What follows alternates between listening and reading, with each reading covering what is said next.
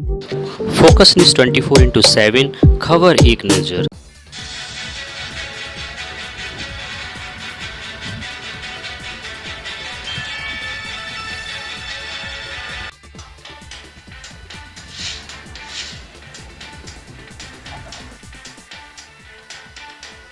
अभी हम बुंदेलखंड के झांसी में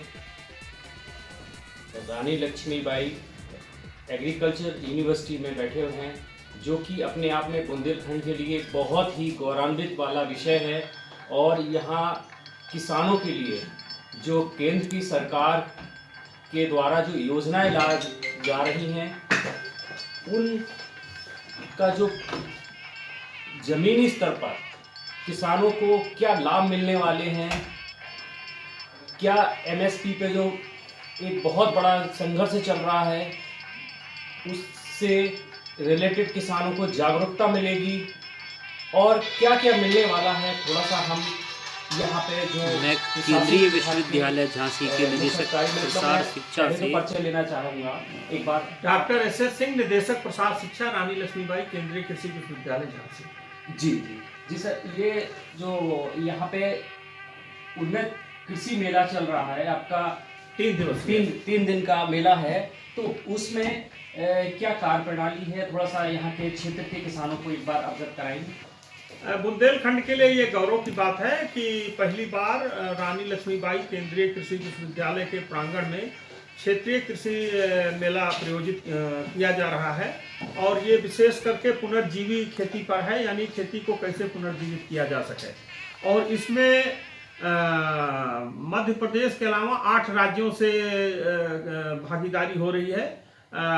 जम्मू कश्मीर, उत्तराखंड, उत्तर प्रदेश, हरियाणा, पंजाब, हिमाचल प्रदेश, चंडीगढ़, दिल्ली, इस तरीके से। और इसके अलावा बगल के राज्य मध्य प्रदेश के, विशेषकर बुंदेलखंड से। और इसमें 25 भारतीय कृषि अनुसंधान परिषद के संस्थान की स्टॉल आ रही हैं। इसके अलावा 5 कृषि विश्वविद्यालय, 13 कृषि विज्ञान केंद्र, राज्य सरकारों की स्टॉल, और प्राइवेट सेक्टर में कृषि रसायन है, उर्वरक है, और बीज है, बहुत सारे इस तरीके से करीब 125 से ऊपर के स्टॉल हमारे लग रहे हैं। और करीब 5000 किसानों की रोज इसमें भागीदारी होनी है। और जिसमें कैसे जो प्रदर्शनी होनी है, उसमें फसल पर, पशुधन पर, मछली पालन पर, फल फूल सब्जी पर, इस तरीके से जो है वो स्टॉल भी होंगे, प्रदर्शनी भी होगी, जानवरों की प्रदर्शनी लगाई जाएगी, मशीनरी की प्रदर्शनी लगाई जाएगी, और प्रतिदिन तकनीकी सत्र होंगे जिसमें रोज किसानों को इस विषय पर प्रशिक्षित किया जाएगा।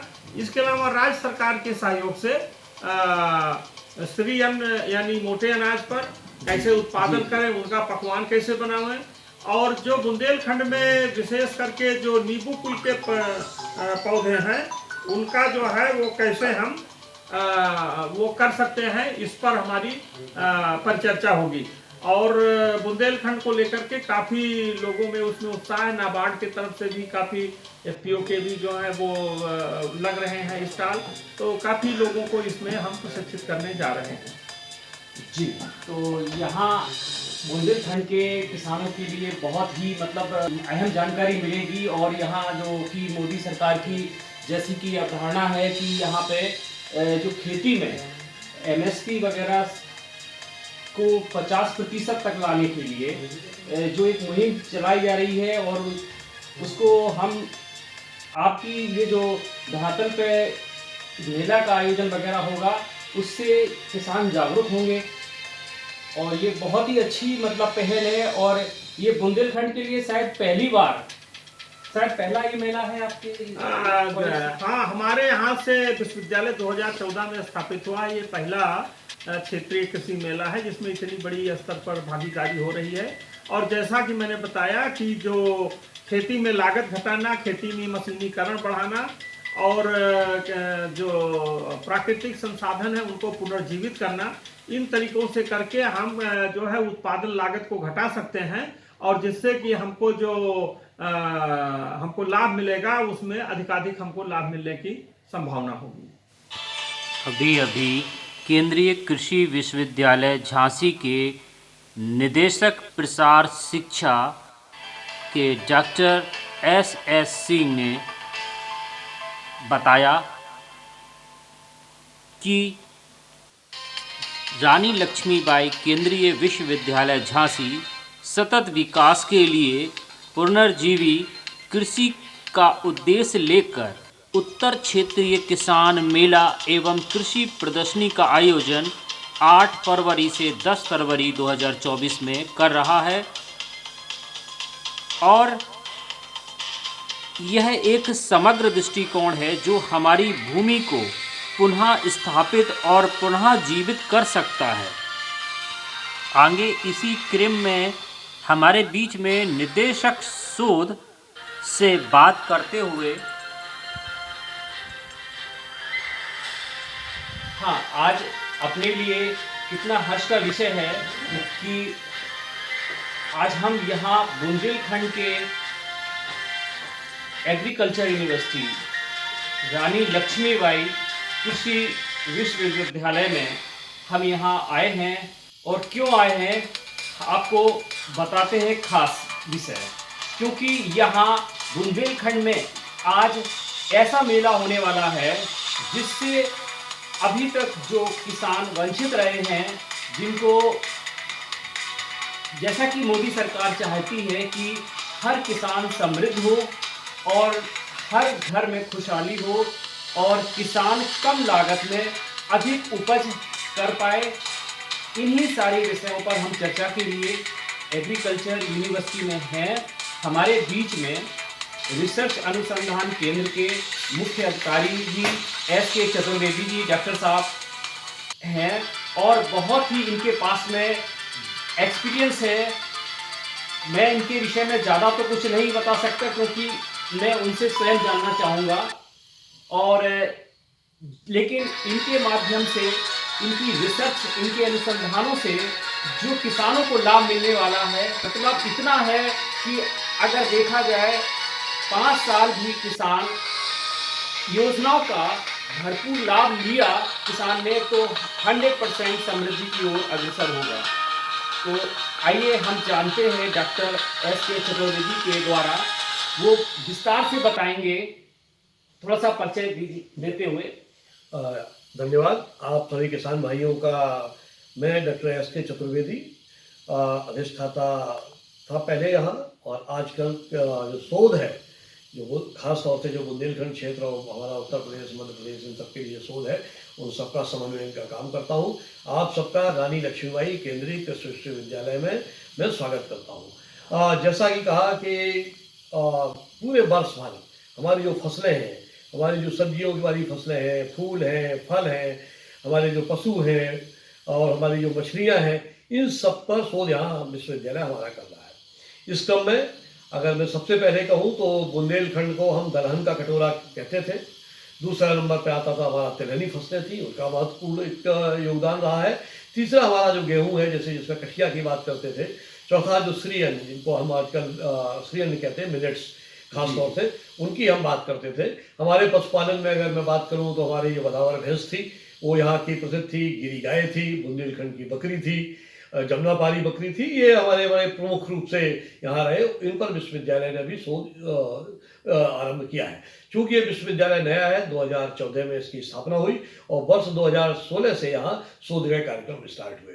जब शोध का कार्य यहाँ स्टार्ट हुआ तो सबसे पहले दलहनी फसलों में हमने काबुली चना की एक प्रजाति यहाँ से विकसित भी की है, और इसके साथ ही चना, मटर, मसूर, अरहर, उड़द और मूंग, ये हमारी जो 6 दलहन की प्रमुख फसलें हैं, इन पर यहाँ शोध किया जा रहा है। और साथ में जो हमारा एक भारतीय दलहन अनुसंधान संस्थान कानपुर है, उनके साथ हम समन्वय में एक शोध कार्य कर रहे हैं, जिससे लगातार जो भी प्रजातियां देश में कहीं भी विकसित हो रही हैं, उनके बीज उत्पादन का कार्यक्रम भी हम दलहन का यहाँ ले रहे हैं। और पूरा बुंदेलखंड की अगर मैं बात करूं तो बुंदेलखंड के 14 जनपद के अलावा भी जो आसपास के करीब 15-20 जनपद हैं, उन सभी के लिए यहाँ बीज पर्याप्त मात्रा में दलहन का हम चना, मटर, मसूर और मूंग, इनका हम बीज का उत्पादन कर रहे हैं।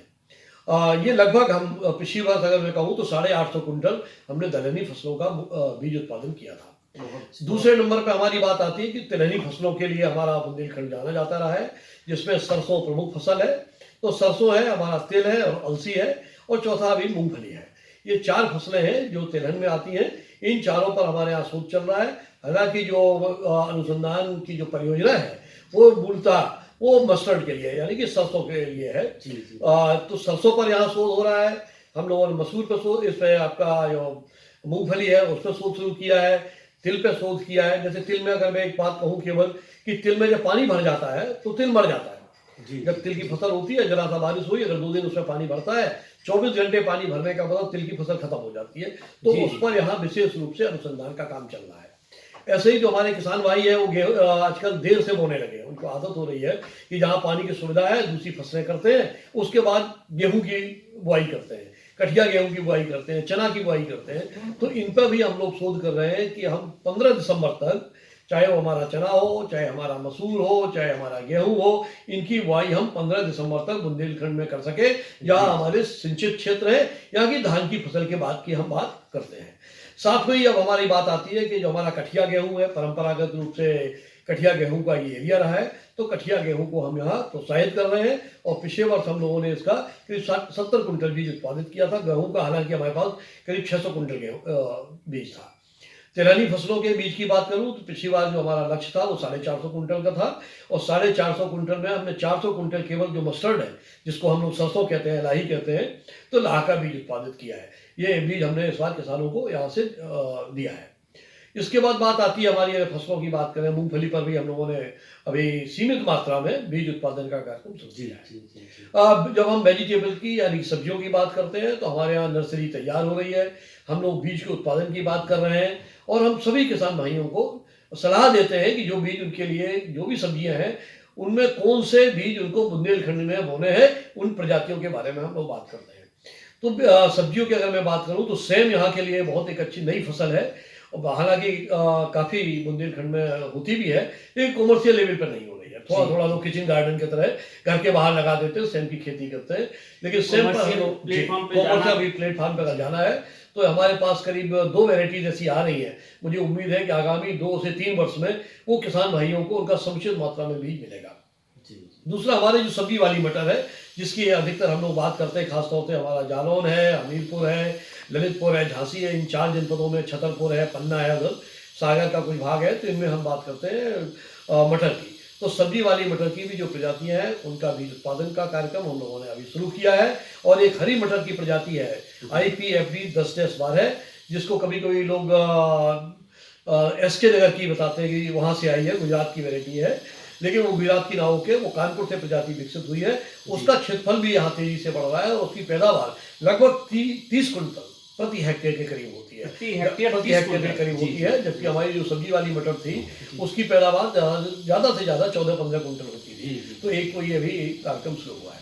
ऐसे ही हम लोग अगर फूलों की खेती के बारे में बात करें तो खास तौर से गेंदा और क्राइसेंथेमम, इन दोनों जो फूल है, हमारे फूल की प्रजाति है ये, इन दोनों की खेती की संभावना यहाँ बहुत है, क्योंकि बुंदेलखंड में पूजा पाठ भी बहुत होता है, यहाँ मंदिर बहुत है, तमाम हमारे जो ऐतिहासिक स्मारक हैं, तो स्वाभाविक रूप से जो फूलों की खेती को बढ़ावा देने की यहाँ बहुत आवश्यकता है। और गेंदा की जो यहाँ से प्रजाति हम लोग संस्कृत करने जा रहे हैं, उसको हम लोगों ने विगत 3 साल से टेस्ट किया है, और उन प्रजातियों के साथ एक बहुत अच्छी उसके साथ बात है कि उसके जो फूल हैं वो मार्च तक, जनरली हमारे यहाँ क्या होता है कि 15 ये अभी आपका बसंत काल जैसे खत्म शुरू होता है, बसंत पंचमी के दिन के बाद फूल मिलना मुश्किल होता है, लेकिन इसके बाद वो जो फूल है गेंदा के, वो होली के बाद भी यानी कि 10-15 मार्च तक आराम से मिलते रहेंगे। वही क्राइसेंथेमम का है, क्राइसेंथेमम के जो फूल है यहाँ फरवरी तक आराम से मिलते रहेंगे।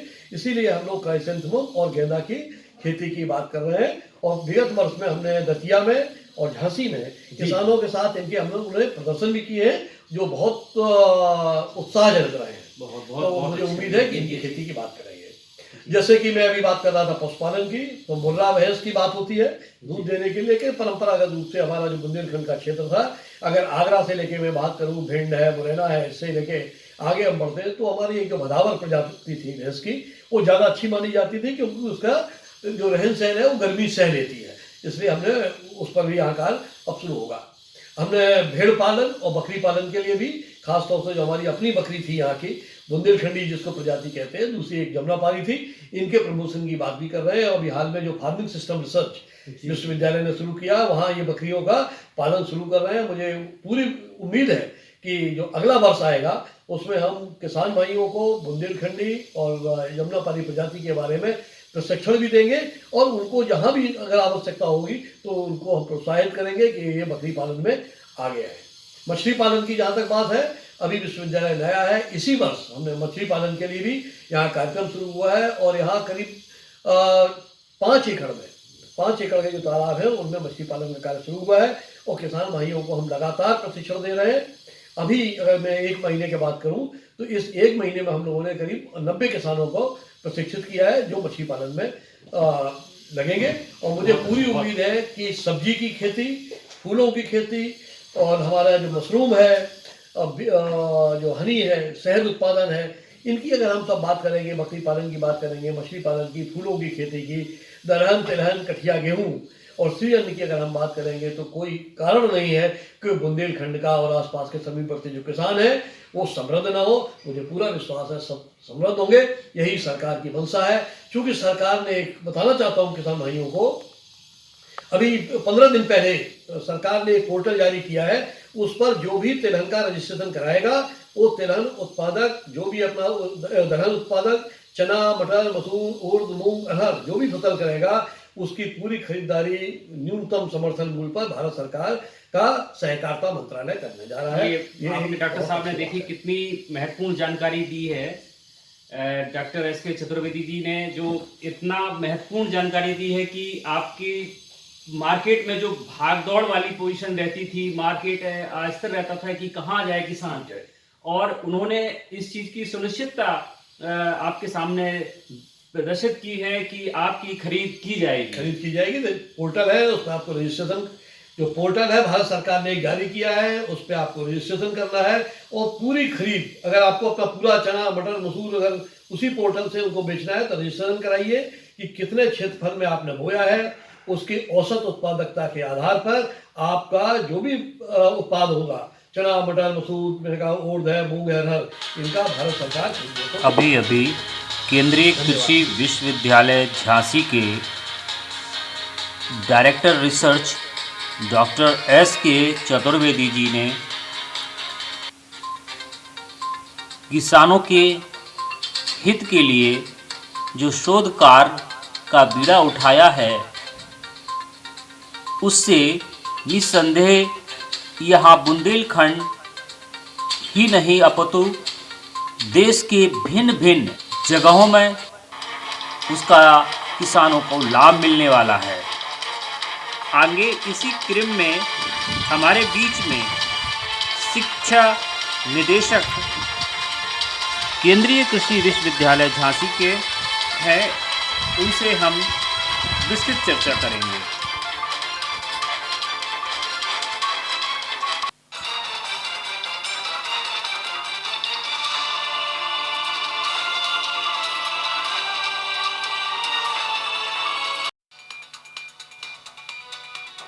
अभी हम यहाँ एग्रीकल्चर यूनिवर्सिटी में रानी लक्ष्मीबाई केंद्रीय विश्वविद्यालय, जो कि बुंदेलखंड के लिए, पूरे बुंदेलखंड के लिए, यहाँ के किसानों के लिए बहुत बड़ी सौगात है। और जो बुंदेलखंड का अब डेवलपमेंट होगा वास्तव में केंद्र सरकार की जो मंशा है उसके अनुरूप होगा। और इसी पर हम विस्तार से चर्चा करने के लिए डॉक्टर साहब थोड़ा सा विस्तार से परिचय देते हुए एक बार।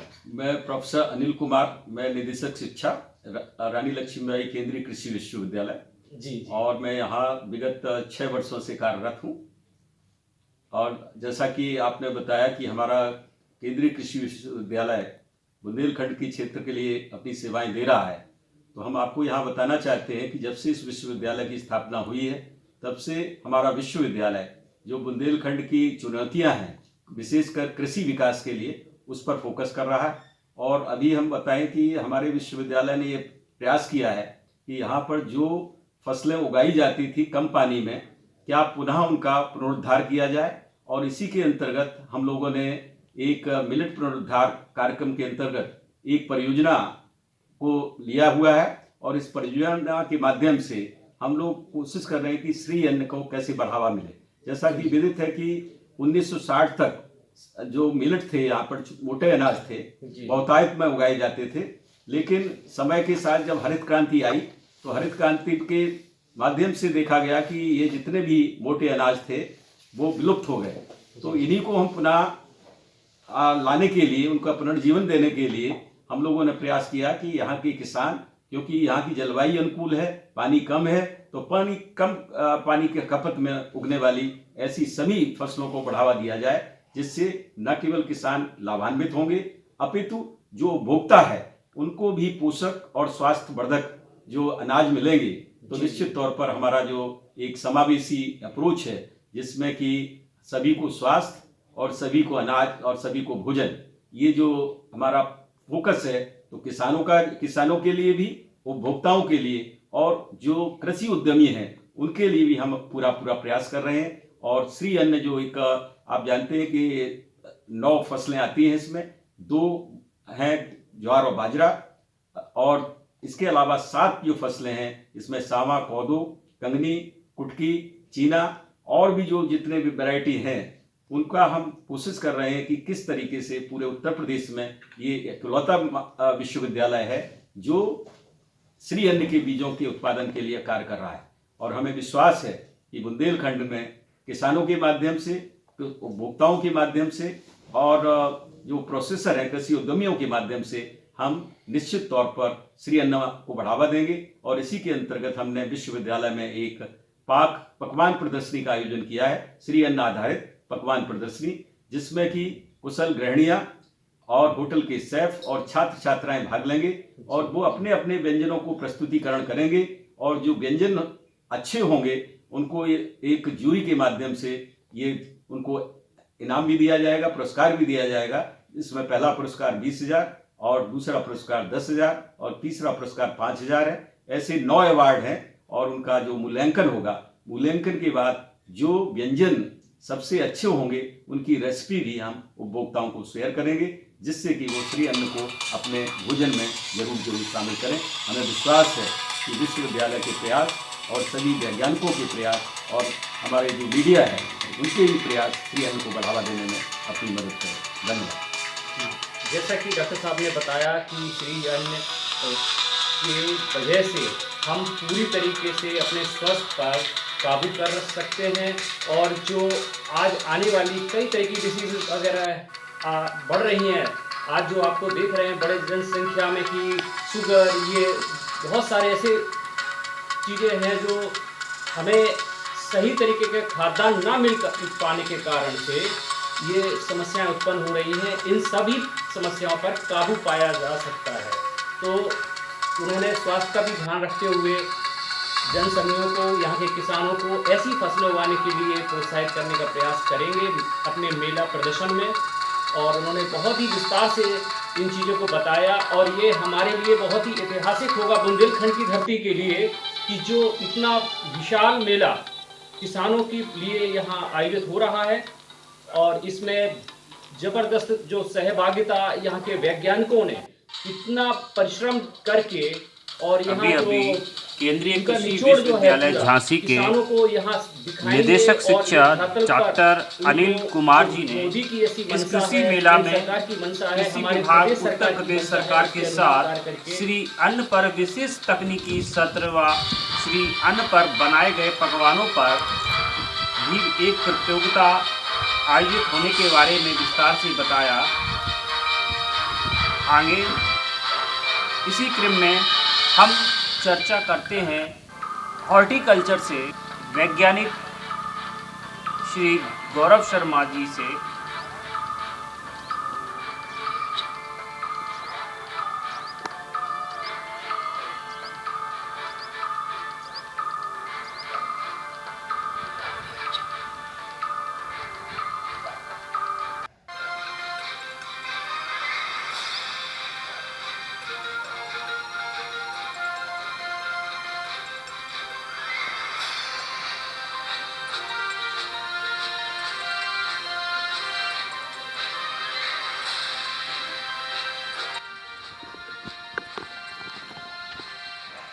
यहाँ पे आप देखिए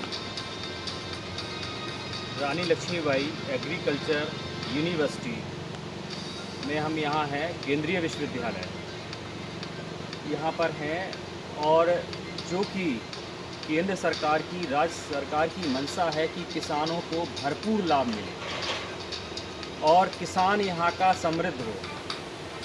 इन सभी के अनुरूप यहाँ बहुत सारे अनुसंधान चल रहे हैं, बहुत ज़बरदस्त तरीके से अपडेट करने की प्रक्रिया चल रही है और किसानों को भी जागरूक करने का प्रयास किया जा रहा है। और एक ऐसा विशाल मेला यहाँ आयोजित किया जा रहा है 8 तारीख से 10 तारीख के मध्य में, 3 दिन का मेला है, जिसमें किसानों को के साथ साथ में यहाँ देश भर से वैज्ञानिक यहाँ रहेंगे और उसका लाभ पूरे बुंदेलखंड क्षेत्र को मिलने वाला है।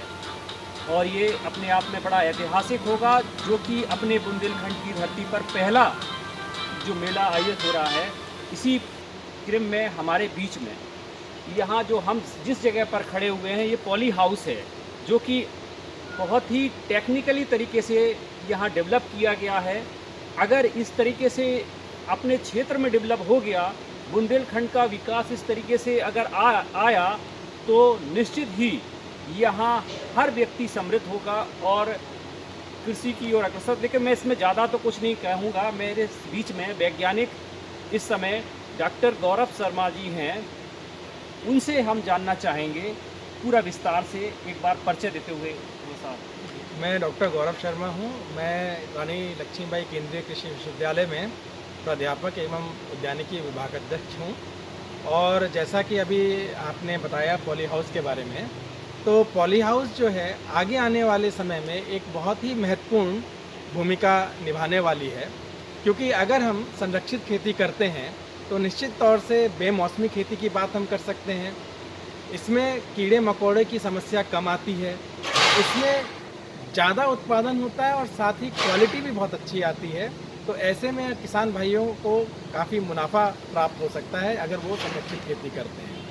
संरक्षित खेती में मुख्यतः जैसा हमने देखा है, खीरे की खेती बहुत अच्छी तरीके से की जा सकती है। इसके अलावा चेरी टोमेटो, खरबूज का भी हम अभी शोध कर रहे हैं, अनुसंधान कर रहे हैं, वो भी काफ़ी अच्छा आ रहा है। इसके अलावा कैप्सिकम, जो लाल, हरी, पीली मिर्च आप जो देखते हैं, वो भी काफ़ी अच्छा उसका बाज़ार डिमांड है, वो भी यहाँ पर अच्छी तरीके से पॉली हाउस में की जा सकती है। इसके अलावा कुछ फूल जैसे कि जरबेरा, इनकी भी खेती की बहुत संभावनाएं हैं। तो निश्चित तौर से अगर हम संरक्षित खेती करते हैं तो अच्छा उत्पादन प्राप्त होता है, ज़्यादा उत्पादन प्राप्त होता है, जिससे कि हमारे कृषक भाई ज़्यादा लाभ प्राप्त कर सकते हैं।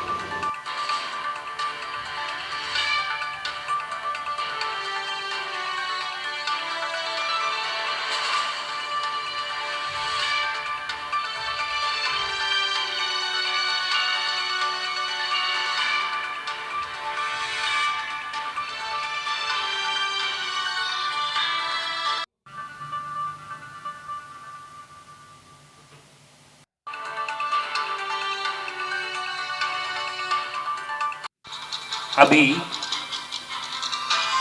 डॉक्टर गौरव शर्मा जी ने बताया कि इस मेले के प्रमुख आकर्षण प्राकृतिक खेती के मॉडल और प्रदर्शनी व संरक्षित खेती, पॉली हाउस तकनीकी, बागवानी व कृषि वानिकी तकनीकी पार्क ऐसी व्यवस्थाओं के बल पर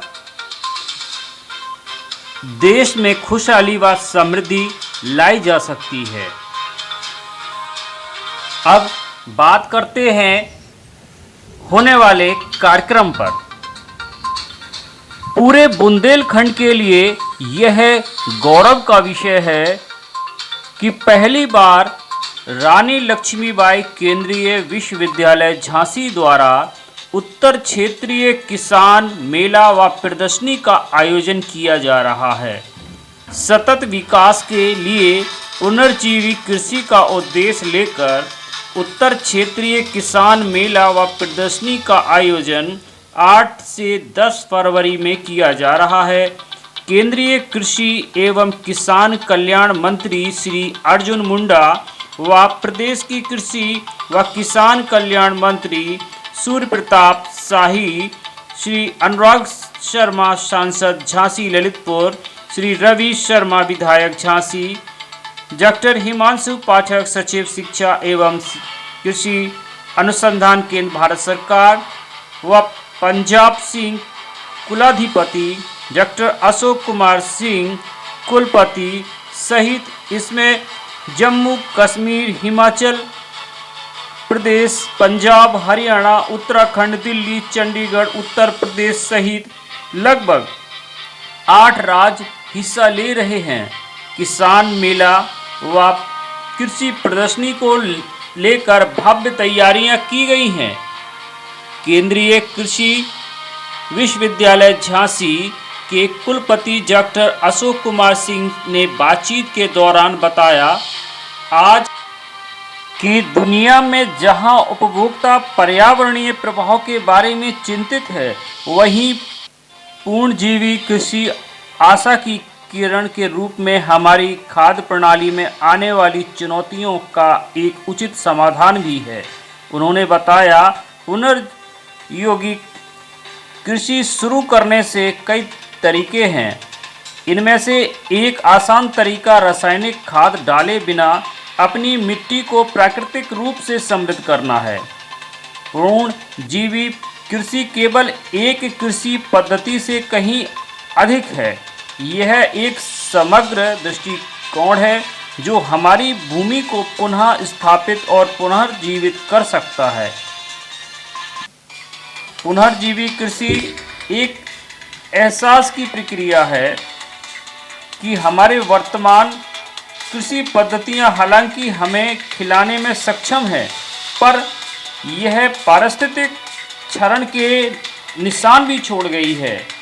आगे कुलपति डॉक्टर अशोक कुमार सिंह ने बताया, इस मेले में किसानों को पारंपरिक कृषि निर्यात की संभावनाएं, फल, सब्जी, फूल, मशरूम व अन्य लाभदायक फसलों के उत्पादन की जानकारी के साथ साथ दलहन, तिलहन व श्री अन्न की खेती तथा उसमें पाए जाने वाले पौष्टिक तत्वों के बारे में जानकारी प्रदान की जाएगी। आगे केंद्रीय कृषि विश्वविद्यालय झांसी के निदेशक अनुसंधान के डॉक्टर सुशील कुमार चतुर्वेदी ने बीजों के उन्नत तकनीकों के बारे में विस्तार से चर्चा की और बताया, कृषि मेले एवं प्रदर्शनी में कृषि से संबंधित विभिन्न तकनीकों, यंत्रों एवं सजीव प्रदर्शन किसानों, उत्पादक व विक्रेताओं को दिखाया जाए। इसी बीच कृषि वैज्ञानिक गौरव शर्मा ने पॉली हाउस, संरक्षित खेती, पॉली हाउस तकनीकी व बागवानी विषय पर चर्चा करते हुए बताया कि इस मेले की प्रमुख आकर्षण प्राकृतिक खेती के मॉडल प्रदर्शनी, संरक्षित खेती, पॉली हाउस तकनीकी, बागवानी व कृषि वानिकी तकनीकी पार्क, नवीन प्रजातियां तकनीकी का सजीव प्रदर्शन होगा। आगे कुलपति डॉक्टर अशोक कुमार सिंह ने बताया कि आय उन्मुख विधाएं शहद उत्पादन, मशरूम उत्पादन, बीज उत्पादन, वर्मी कंपोस्ट, मूल्य संवर्धन व प्रसंस्करण, उन्नत बीज व पौधों की बिक्री, व्याख्यानमाला एवं कृषि गोष्ठी, सांस्कृतिक कार्यक्रम रहेंगे। प्रदर्शनी में 125 स्टॉल लगाए जाएंगे, जिनमें ICAR, विभिन्न कृषि विश्वविद्यालय, कृषि विज्ञान केंद्र, FPO, कृषि आधारित निजी संगठन एवं अन्य सभी हितधारक के लिए हैं जो अपने व्यवसाय के विस्तार और विविधीकरण में रुचि रखते हैं।